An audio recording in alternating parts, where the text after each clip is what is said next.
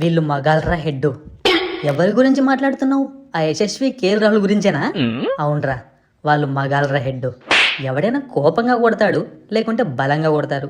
కానీ ఈ యశస్వి కేఎల్ రాహుల్ మాత్రం చాలా శ్రద్ధగా కొట్టారు. ఒక్క గోడ కడుతున్నట్టు, గులాబీ మొక్కకు అంటు కడుతున్నట్టు చాలా జాగ్రత్తగా ఒక పద్ధతిగా కొట్టారు. ఛీ, వాళ్ళు మొగాళ్ళైతే మరి మేమేంటి? నువ్వు అను, ఇండియా బౌలర్లను పచ్చడి చేసి పడేస్తా.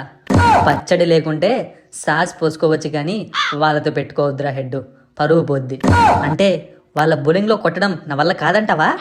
నీ వల్లే కాదు, మనలో ఎవడి వల్ల కాదు. రేపు చూడు, నేను కొట్టే కొట్టుడికి మిగిలిన టెస్టులు ఆడాలంటే భయమేసి మాకు బార్డర్ గవాస్కర్ ట్రోఫీ వద్దని టీమిండియా పారిపోతుంది.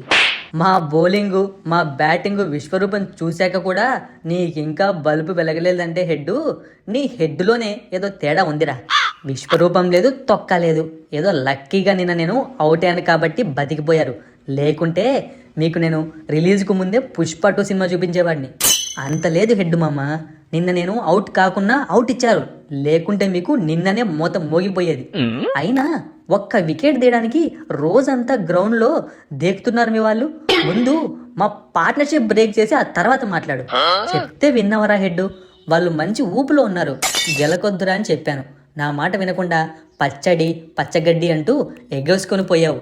అయినా మన బౌలర్స్ అంతా వేస్ట్గా ఉన్నారు. రోజంతా బౌలింగ్ చేసి ఒక్క వికెట్ తీయడం కూడా చేతనైతే లేదు.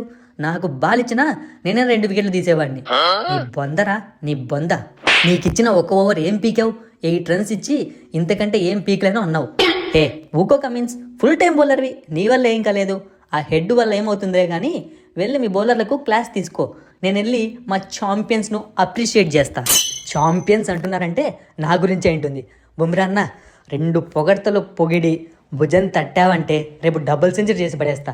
ఏ యశస్వి, ఛాంపియన్ అంటే నువ్వు ఒకటే కాదు, నేను కూడా ఎంత బాగా ఆడుతున్నానో. నువ్వు నా భుజం తట్టావనుకో, రేపు ఒక సెంచరీ చేసి పడేస్తాను. చూసావా, ఇక్కడే లోపం ఉంది. నేను డబుల్ సెంచరీ అన్నా, నువ్వు సెంచరీ అన్నావు. అందుకే ఛాంపియన్స్ మైండ్ సెట్ ఇలా ఉంటుందని నేను చెప్పేది, ఊరికే కాదు. ఇక ఆపుతారా మీ తొక్కలో సోది? ఛాంపియన్స్ అంటే మీరిద్దరే కాదు, మన బౌలర్స్ ఛాంపియన్సే, మన ఫీల్డర్స్ ఛాంపియన్సే, మీరు కూడా ఛాంపియన్సే. అబ్బా, భలే కొట్టేసావు బుమ్రా. మార్కులు అన్ని కళ్ళకు కట్టినట్టు కనిపిస్తున్నాయి. ఇందులో మార్కులు కొట్టడం ఏముందన్నా?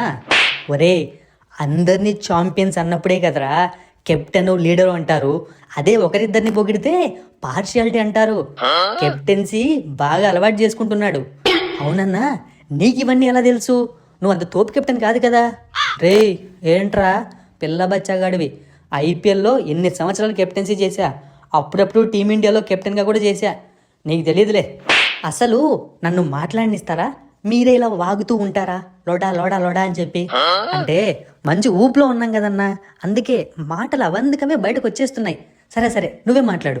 అంత బాగా ఎలా బ్యాటింగ్ చేశారా? ఎవరి దగ్గర ఇన్పుట్స్ తీసుకున్నారు? నేనైతే గంభీర్ కోచ్ దగ్గర గట్టిగా ట్రైనింగ్ తీసుకున్నానన్నా, అందుకే ఇంత మంచిగా బ్యాటింగ్ చేశా. నేనైతే గంభీర్ అన్న దగ్గర కోచింగ్ తీసుకోలేదు, మొత్తం నా ఓన్ క్రెడిటే.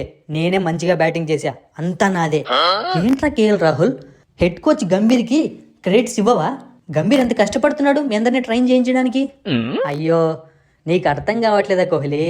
ఇంతకుముందు లక్నోలో కేఎల్ రాహుల్ గెలిపిస్తే క్రెడిట్స్ మొత్తం గంభీర్కి పోయాయి.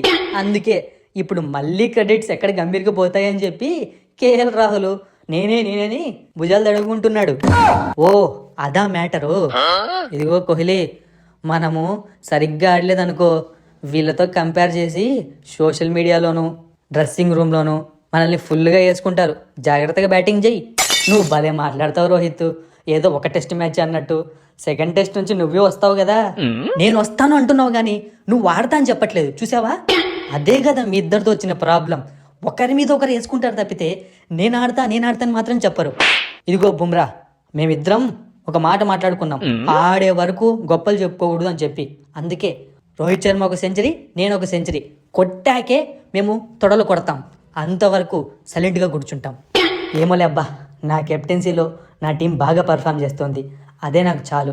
ఈరోజు రాత్రికి ప్రశాంతంగా పడుకొని రేపు బౌలింగ్ ఛాన్స్ రాగానే, అన్నా రేపు రాదన్నా నీకు బౌలింగ్ ఛాన్సు, అంత సీనే లేదు, ఏదో ఫార్మాలిటీ కన్నాను రా, వస్తే వేద్దాం లేదా రెస్ట్ తీసుకుంటా. నువ్వెందుకు అంత సీరియస్ తీసుకుంటున్నావు? వెళ్ళు ఎంజాయ్ చేయి సక్సెస్ని.